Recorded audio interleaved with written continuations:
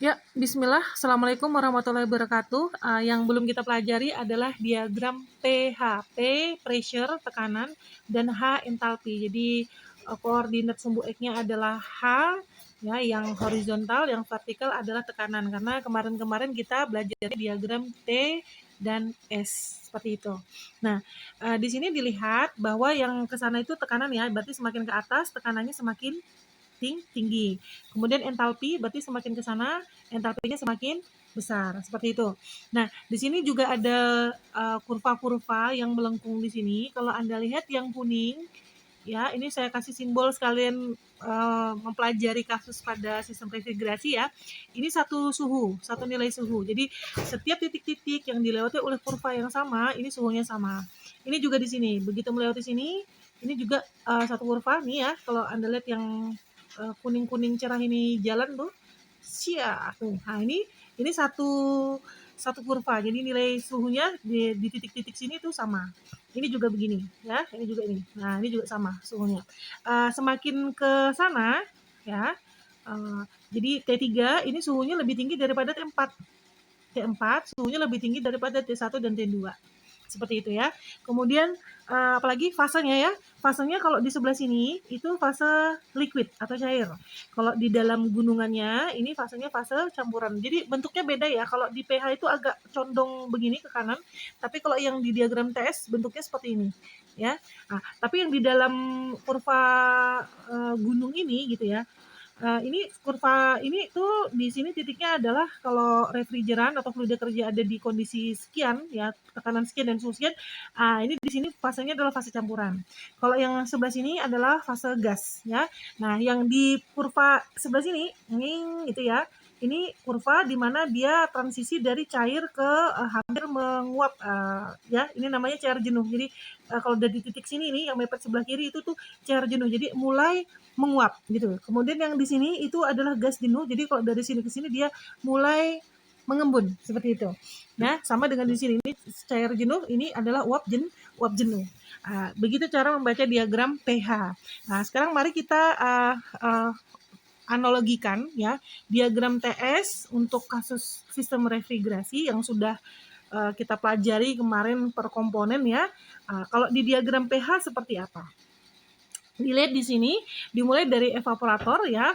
Ini mungkin Anda bosan dengar saya ngomong gini, tapi semakin sering diomongin semakin hafal lah gitu ya. Di evaporator berarti dia bekerja pada tekanan yang konstan dan suhu yang konstan. Kalau di diagram TS dari titik 1 ke titik 2 itu yang di sini. Yang di sini ya, yang di sini itu dari 1 ke 2. Artinya dia dari campuran, fraksi campuran ke cair jenuh, uap jenuh atau gas jenuh. Ya ini sama, ini di fraksi campuran ke gas jenuh. Pada evaporator terjadi pada suhu yang konstan. Kalau di diagram TS kan T1 sama dengan T2 ya. Sama. Ini juga suhunya konstan.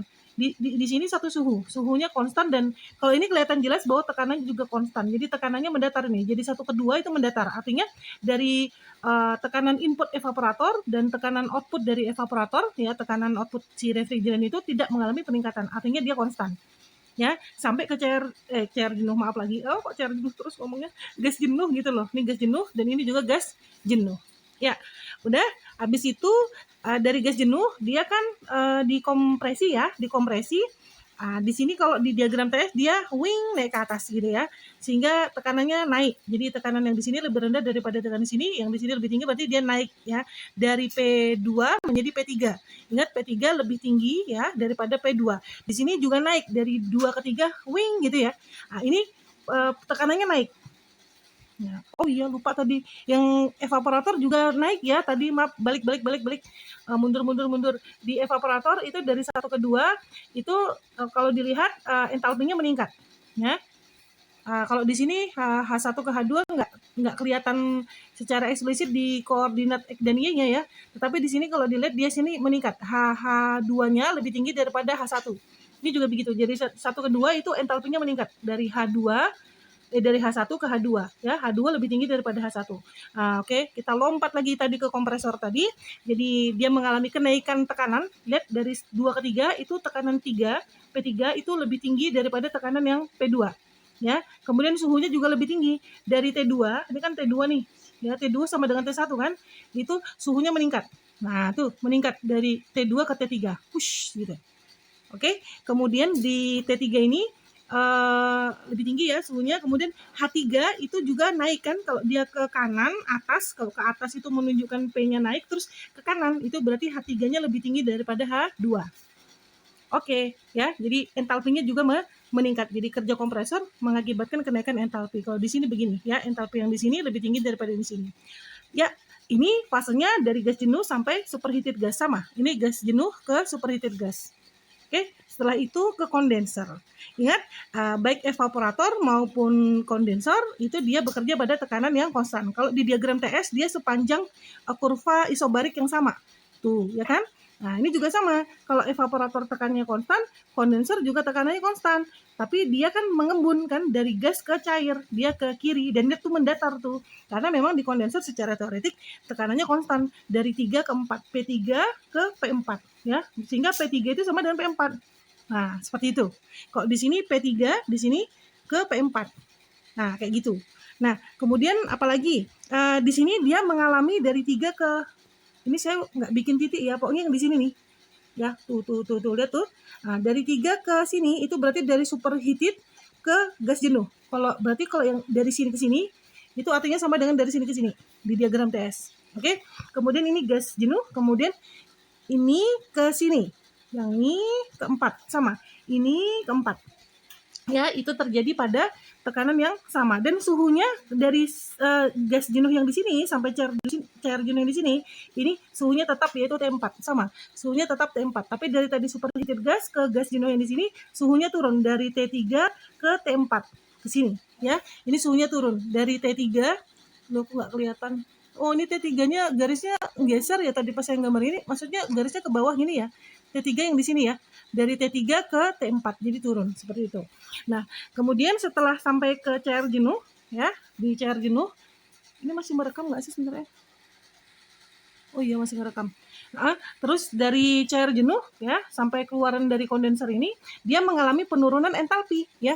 Jadi memang dari H3 kalau tadi kurva TS turun entalpinya ke H4. Ya, sama. Ini dari H3 entalpinya turun ke kiri. Nah, itu ke kiri berarti nilai entalpinya dari H3 ke H4. Ya. H4 ini sama dengan H1. Karena apa? Dari proses 4 ke 1, dia mengalami proses penurunan tekanan melalui apa? Katup ekspansi. Ya, di katup ekspansi dia tekanannya turun. Kalau di sini kelihatan ya, di diagram TS-nya dari P4 ya ke P1 ya. Turun tekanannya sama di sini juga gitu dari P4 ke P1. Nah, turunnya lurus gitu ke bawah karena memang dia secara teoretik mengalami proses secara isentalpik. Jadi H1 sama dengan H4 atau H4 itu sama dengan H1. Nah, seperti itu jadi entalpinya sama. Ya, dan tekanannya turun, terus suhunya juga turun dari T4 ke T1, dari P4 ke P1 ya. Ini maksud garis putus-putus ini saya gambarnya kegeser ya, ini yang ini ke sini ya, maksudnya T3 tuh yang di sini ya. Di titik 3 itu T3 gitu.